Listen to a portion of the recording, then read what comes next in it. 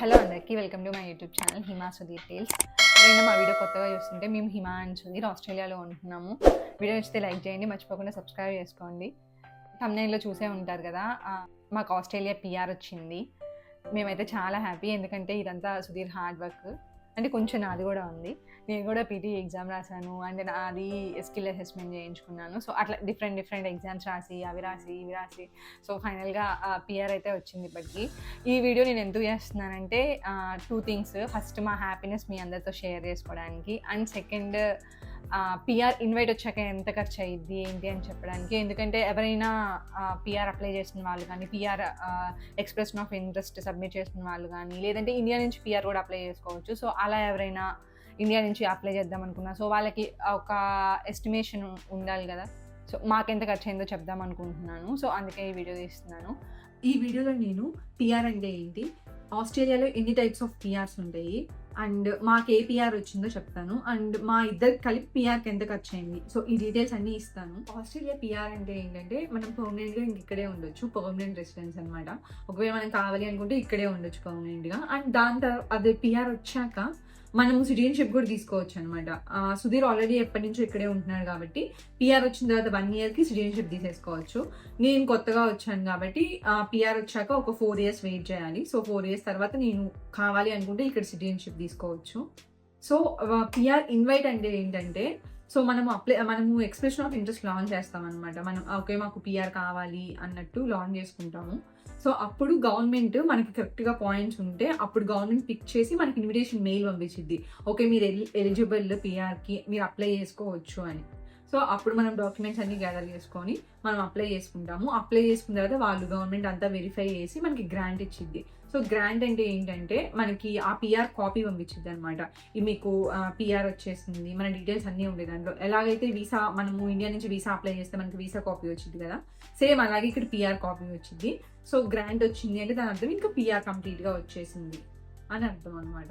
మాకు వచ్చిన పిఆర్ అయితే 189. ఇక్కడ పిఆర్ చాలా రకాలు ఉంటాయి, 189, 190 అలా డిఫరెంట్గా ఉంటాయి. సో 2 types ఉంటాయి బేసిక్. ఒకటి పాయింట్ బేస్డ్ ఉండిద్ది, రెండోది వచ్చేసరికి ఎంప్లాయీ స్పాన్సర్డ్ వీసా ఉండిద్ది. సో 2 రకాలు ఉంటాయి. ఇక్కడికి జనరల్గా స్టూడెంట్స్ అందరూ చదువుకోవడానికి వస్తుంటారు కదా, ఎంఎస్ చేయడానికి. సో వాళ్ళకి చదివినందుకు కొన్ని పాయింట్స్, ఇంకా పీటీ ఎగ్జామ్ రాసినందుకు, నాటీ ఎగ్జామ్, అట్లా చాలా ఉంటాయి. అసెస్మెంట్ చేయించుకుంటారు వర్క్ చేసే వాళ్ళైతే. సో ఏదైనా ఏ వర్క్ చేసే వాళ్ళైనా అసెస్మెంట్ చేయించుకోవచ్చు వాళ్ళ కేటగిరీలో. సో అలా పాయింట్స్ అన్ని గ్యాదర్ చేసుకొని ఎక్స్ప్రెషన్ ఆఫ్ ఇంట్రెస్ట్ లాంచ్ చేస్తారు. సో ఆ లాంచ్ చేసిన తర్వాత గవర్నమెంట్ ఎప్పుడైతే 3 monthsకి ఒకసారి 4 monthsకి ఒకసారి రౌండ్స్ జరుగుతూ ఉంటాయి. సో అప్పుడు మనకి హైయెస్ట్ పాయింట్స్ ఉండి మన సెక్టార్లో పిఆర్ పిక్ చేసే పని అయితే అప్పుడు మనకి పిఆర్ పిక్ అయ్యి ఇన్వైట్ వచ్చింది మనకి. సో మీరు పిఆర్కి ఎలిజిబుల్, అప్లై చేసుకోవచ్చు పిఆర్కి అని. సో అప్పటి నుంచి ఎంత ఖర్చు అయ్యిందో చెప్తాను నేను. సో ఫస్ట్ వచ్చేసరికి 2 types పిఆర్స్ ఉంటాయని చెప్పా కదా, point based and employer sponsored. So employer sponsored అంటేనేమో మనం వర్క్ చేసే కంపెనీ మనకి పిఆర్ ఇచ్చింది. సో దానికి ఎంత ఖర్చు అయ్యేది అనేది నేను నెక్స్ట్ వీడియోస్లో చెప్తాను. ఈ మధ్య సుధీర్ వాళ్ళ ఫ్రెండ్కి ఎంప్లాయర్ స్పాన్సర్డ్ వీసా లాంచ్ చేశారు. సో నేను ఎవరికైనా డీటెయిల్స్ కావాలంటే నాకు కింద కమెంట్ చేయండి, నేను తర్వాత వీడియోస్లో చెప్తాను. సో నెక్స్ట్ వచ్చేసరికి పాయింట్ బేస్డ్. మాకు వచ్చింది అయితే పాయింట్ బేస్డ్ వీసా. సో దీంట్లో 3 types ఉంటాయి, 189, 190 అండ్ 491. సో 189 వచ్చేసరికి skilled independent visa. Australia federal government ఇచ్చింది, మనకి సెంట్రల్ గవర్నమెంట్ ఎలాగో ఇక్కడ ఆస్ట్రేలియా సెంట్రల్ గవర్నమెంట్ ఇచ్చింది అనమాట. సో ఈ వీసా వస్తే మనము ఆస్ట్రేలియాలో ఎక్కడైనా ఉండొచ్చు. అండ్ ఈ వీసా ప్రాసెసింగ్ టైం కూడా చాలా తక్కువ ఉండిద్ది. కొంతమందికి 10 daysలో వచ్చేసిద్ది, కొంతమందికి 1 month, 2 months, 3 months, మాక్సిమం 3-4 monthsలో వీసా ఇన్వైట్ వచ్చాక గ్రాంట్ వచ్చేసిద్ది. చాలా ఫాస్ట్గా ఉండిద్ది ప్రాసెసింగ్. నెక్స్ట్ వచ్చేసరికి 190 వీసా. ఇదేంటంటే స్టేట్ నామినేషన్ వీసా. సో ఇప్పుడు ప్రస్తుతానికి మేము మెల్బోర్న్లో ఉన్నాం కదా, సో మేము అప్లై చేసే పని అయితే విక్టోరియా స్టేట్కి అప్లై చేసుకోవచ్చు. అండ్ విక్టోరియా స్టేట్లో వాళ్ళు పిక్ చేసినప్పుడు మనకి ఇన్వైట్ వచ్చింది. అండ్ దీనికి కొన్ని టర్మ్స్ అండ్ కండిషన్స్ ఉంటాయి, లైక్ వీసా గ్రాంట్ వచ్చాక 2 years విక్టోరియా స్టేట్లోనే ఉండాలి, అట్లా డిఫరెంట్గా ఉంటాయి. సో దీనికి కొంచెం టైం ఎక్కువ పట్టిద్ది.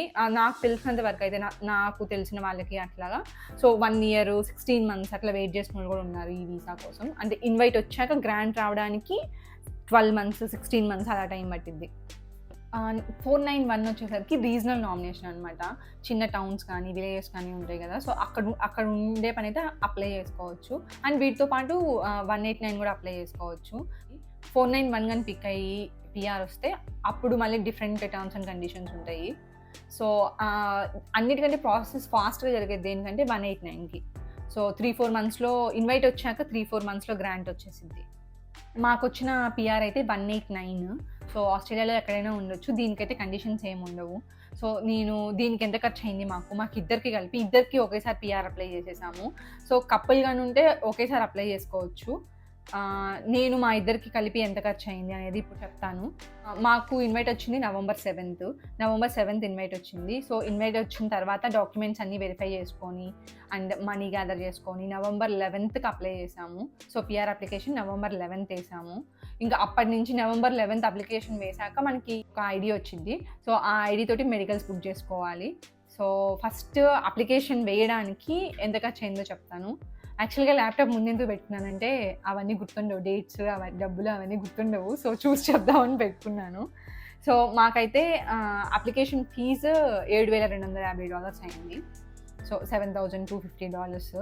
మన మనీలో వచ్చేసరికి 4 lakhs ఆల్మోస్ట్. అదే మీరు ఒకవేళ సింగిల్గా ఉండి మీకు ఒకరికే పిఆర్ అప్లై చేసుకునే పని అయితే ఎంత 4,765 అయ్యింది. ఒకవేళ మీరు సింగిల్గా మీరు ఒక్కరే, మీకు మ్యారేజ్ అవ్వలేదు, మీరు ఒక్కరికే అప్లై చేసుకోవాలి అనుకుంటే 4,765 $4,765 తోటి అయిపోయింది. మేమిద్దరం కపుల్ కాబట్టి 7,250 అయింది. సో 4 లక్షలది మొత్తం. సో నెక్స్ట్ వచ్చేసరికి మైగ్రేషన్ లాయర్కి. సో మనకు అప్లై చేసే వాళ్ళు, మనకి మైగ్రేషన్ లాయర్స్ ఉంటారు కదా, సో వాళ్ళు కూడా ఫీజు తీసుకుంటారు. అది ఒక్కొక్కరి దగ్గర ఒక్కొక్కటి డిఫరెంట్గా ఉండిద్ది. సో మా దగ్గర తీసుకున్న అతను అయితే $3,080 తీసుకున్నారు, $3,080. సో మన మనీలో వచ్చేసరికి $1,70,000. నెక్స్ట్ వచ్చేసరికి సుధీర్ ఆస్ట్రేలియాలో ఎప్పటి నుంచో ఉంటున్నాడు కాబట్టి ఇక్కడ పీసీసీ అడిగారు, పోలీస్ క్లియరెన్స్ సర్టిఫికేట్. సో జనరల్గా మనము ఆస్ట్రేలియా వచ్చేటప్పుడు, ఏ కంట్రీ అయినా వచ్చేటప్పుడు పీసీసీ కంపల్సరీ ప్రతి కంట్రీకి. సో పోలీస్ క్లియరెన్స్ సర్టిఫికేట్ తీసుకోవాలి కదా. సో అలాగే దీనికి కూడా మనము ఇక్కడ ఎప్పటి నుంచో ఉంటుంటే ఇక్కడ పీసీసీ అడుగుతారు. సో సుధీర్కి ఇక్కడ అడిగారు. నేను వచ్చింది రీసెంట్గా కాబట్టి నన్నేం అడగలేదు. సుధీర్కి ఒక్కడికే పీసీసీ ఇక్కడది ఆస్ట్రేలియా. దానికి ఒక $55 అయింది, $56. సో మన మనీలో అయితే 3,000. ఇది ఒక 2 daysకే వచ్చేసింది, అప్లై చేసిన 2 daysకి వచ్చేసింది. నెక్స్ట్ వచ్చేసరికి మనము అన్నీ మెన్షన్ చేయాలి, అంటే మనం ఏ కంట్రీస్కి వెళ్ళాము ఇప్పటిదాకా. సో మన పాస్పోర్ట్లో మనకి స్టాంపింగ్స్ ఉంటాయి కదా, సో మేమైతే అది చూసి ఏ కంట్రీస్కి వెళ్ళాము మొత్తం నోట్ చేసుకున్నాము, ఎప్పుడు వెళ్ళాము, ఏ డేట్కి వెళ్ళాము, ఏ డేట్కి వచ్చాము. సో ఇవన్నీ మెన్షన్ చేయాలన్నమాట. సో నేను అంతకుముందు సౌదీలో ఉన్నాను కాబట్టి, సౌదీలో 9 months ఉన్నాను. సో అందుకని చెప్పి నన్ను సౌదీ పీసీసీ కూడా అడిగారు. బట్ సౌదీ ఓన్లీ వాళ్ళ సిటిజన్స్కే పీసీసీ ఇచ్చింది. అండ్ నా వీసా అప్పటికే ఎక్స్పైర్ అయిపోయింది, 1 year వీసా నాకు సౌదీది. సో అప్పటికి ఎక్స్పైర్ అయిపోయింది. సో నేను అదే మెయిల్ పెట్టాను, అదే యాడ్ చేశారు మా లాయర్ కూడా. సో ఇంకా నేను సౌదీ పీసీసీ తీసుకోలేదు. ఇంకా నెక్స్ట్ వచ్చేసరికి ఇండియన్ పీసీసీ. సో మనము సిటిజన్స్ కాబట్టి ఇండియన్ పీసీసీ నెక్స్ట్. దీనికైతే మేము విఎఫ్ఎస్ గ్లోబల్ ఉండిద్ది ఇక్కడ. ప్రతి ఇండియన్ ఎంబసీ చాలా కంట్రీస్లో ఉండిద్ది కదా, దానికి ఫ్రంట్ ఆఫీస్ లాగా విఎఫ్ఎస్ గ్లోబల్. సో అక్కడికి వెళ్ళి పీసీసీ అప్లై చేసాము. మా ఇద్దరికి కలిపి ఇండియన్ పీసీసీ $145, మన మనీలో 8,000. నెక్స్ట్ వచ్చేసరికి మెడికల్స్. సో మెడికల్స్ కూడా కొంచెం ఎక్కువే అయింది, $1,000 అయింది మా ఇద్దరికి. సో మన మనీలో 55,000 అలాగా. నాకు తెలిసి first application fee, next migration lawyer fee, ఆ తర్వాత మెడికల్స్ కొంచెం ఎక్కువ 55,000 అయింది. సో పీసీసీ అన్నీ కొంచెం తక్కువే ఉంటాయి. వీటన్నిటిలో మెడికల్స్ కూడా మాకు 3 daysలో వచ్చేసింది. మేము ఈ రోజు వెళ్ళి చేయించుకుంటే ఒక 2-3 daysకి మెడికల్స్ కూడా వచ్చేసినాయి. ఆస్ట్రేలియా పీసీసీ కూడా చాలా ఫాస్ట్గా వచ్చింది, 2 daysకే వచ్చేసింది. నెక్స్ట్ వచ్చేసరికి ఇండియన్ పీసీసీ అప్లై చేసిన ఒక 3-4 daysకి మన ఇండియా పోలీస్ డిపార్ట్మెంట్కి వెళ్ళింది. అండ్ అక్కడ కూడా వెంటనే పని అయిపోయింది. ఆ తర్వాత మాకు అది రావడానికి 40 days పట్టింది. మేము అప్లై చేసింది ఎప్పుడంటే November 14th అప్లై చేసాం ఇండియన్ పీసీసీ, మాకు December 24th వచ్చింది. సో నాకు తెలిసి ఇండియన్ పీసీసీ ఎక్కువ టైం పట్టింది. సో ఎవరైనా ఆల్రెడీ ఈయూఐ లాంచ్ చేసి మీకు మంచి పాయింట్స్ ఉండి కన్ఫామ్గా నెక్స్ట్ రౌండ్లో వచ్చేసిద్ది అనుకుంటే మాత్రం ఇండియన్ పీసీసీ ముందుగానే అప్లై చేసి పెట్టుకోండి, ఎందుకంటే చాలా టైం పడుతుంది. December 24th తర్వాత ఇంకా పీసీసీ కూడా యాడ్ చేశారు మా అప్లికేషన్లో. సో తర్వాత ఏం జరిగిందంటే, ఇక్కడంతా క్రిస్మస్ వెకేషన్ కదా, ఇంకా ఎవరు వర్క్ చేయరు. క్రిస్మస్ వెకేషన్ 10-20 days ఉండిద్ది ఇక్కడ. సో నాకు తెలిసి ఇంకా ఆ టైంలో ఎవరు వర్క్ చేయరు. అండ్ మాకు తర్వాత గ్రాంట్ ఎప్పుడు వచ్చిందంటే Feb 13th వచ్చింది. సో గ్రాంట్ వచ్చేసరికి Feb 13 అయింది. ఫస్ట్ November 7th ఇన్వైట్ వచ్చింది అండ్ November 11th అప్లై చేసాము. సో గ్రాండ్ వచ్చేసరికి Feb 13 వచ్చింది. సో 3 months పట్టింది ఆల్మోస్ట్. ఈ 3 monthsలో నాకు తెలిసి ఒక 40 days ఏమో ఇండియన్ పీసీసీకి అండ్ ఒక 10-20 days క్రిస్మస్ వెకేషన్కి అట్లా పోయింది. లేదంటే ఇంకొంచెం ముందే వచ్చేది. ఎలా అయినా 189 కొంచెం ప్రాసెసింగ్ ఫాస్ట్గా ఉండేది. 3-4 monthsలో అయిపోయింది కాబట్టి పెద్ద ప్రాబ్లం లేదు. సో ఫైనల్గా అయితే ఒక 3 monthsకి ఇన్వైట్ వచ్చిన 3 monthsకి గ్రాండ్ వచ్చేసింది. మేమైతే ప్రస్తుతానికి చాలా హ్యాపీ. ఎందుకంటే ఏ పని చేద్దామన్నా అంటే ఒకవేళ గ్రాండ్ రాకపోతే మళ్ళీ ఇంటికి వెళ్ళాలి కదా, ఇక్కడ ఏం కొనుక్కుందాంలే అని ఈ డైలమాలో ఉన్నాము. సో ఇప్పుడైతే హ్యాపీ వచ్చేసింది. నేను మాకు ఏ సెక్టార్లో వచ్చింది పిఆర్ అండ్ ఎన్ని పాయింట్స్కి వచ్చింది, ఆ పాయింట్స్ కోసం మేము ఏమేమి ఎగ్జామ్స్ రాసాము, సో అవన్నీ నేను నెక్స్ట్ వీడియోలో చెప్తాను. సో ఫైనల్గా మొత్తం ఎంత ఖర్చయిందో చెప్తాను 1 by 1. అప్లికేషన్ ఫీజు వచ్చేసరికి 4 lakhs. దాని తర్వాత మైగ్రేషన్ లాయర్ ఫీజు అదొక 1,70,000, 1,70,000. దాని తర్వాత మెడికల్స్కి 50,000 అవుతాయి. దాని తర్వాత ఇండియన్ పీసీసీకి ఒక 8,000 అయినాయి అండ్ ఆస్ట్రేలియా పీసీసీకి 3,000 అయినాయి. సో ఇంకా ఇవే మొత్తం కలిపి 6,36,000 అయినాయి. మేబీ కొంతమందికి వేరే డిఫరెంట్గా అవ్వచ్చు, ఎందుకంటే మైగ్రేషన్ లాయర్స్ డిఫరెంట్గా ఛార్జ్ చేస్తారు. సో అట్లా అప్లికేషన్ ఫీజు, మెడికల్స్ వీటన్నిటికైతే ఆల్మోస్ట్ అందరికీ సేమే ఉండిద్ది. ఇన్ కేస్ మీరు ఒక్కరికే తీసుకుంటున్నట్టయితే సో అప్లికేషన్ ఫీజు కూడా మీకు మారిద్ది అండ్ ఆ పీసీసీకి కూడా కొంచెం తక్కువ ఖర్చు అయ్యిద్ది. మెడికల్స్ అన్నిటికీ తక్కువ ఖర్చు అయ్యిద్ది ఒక్కరికే లాంచ్ చేస్తుంటే. మేమిద్దరంకి ఒకేసారి అప్లై చేసాం కాబట్టి ఇవి మాకు ఇద్దరికి అప్లై చేసింది. కపుల్స్కి ఎంత కాస్ట్ అవుతాయో ఇది. సో మీరు ఒకవేళ ఒక్కరికే అప్లై చేసుకుంటే మళ్ళీ కొంచెం తగ్గుతాయి, అన్నిట్లో డిఫరెంట్గా ఉంటాయి. సో ఈ కాస్ట్ వచ్చేసరికి మొత్తం కపుల్స్కి ఇద్దరికి ఒకేసారి పిఆర్ అప్లై చేస్తుంటే అండ్ మాకు ఇద్దరికి ఒకేసారి పిఆర్ గ్రాంట్ వచ్చేసింది.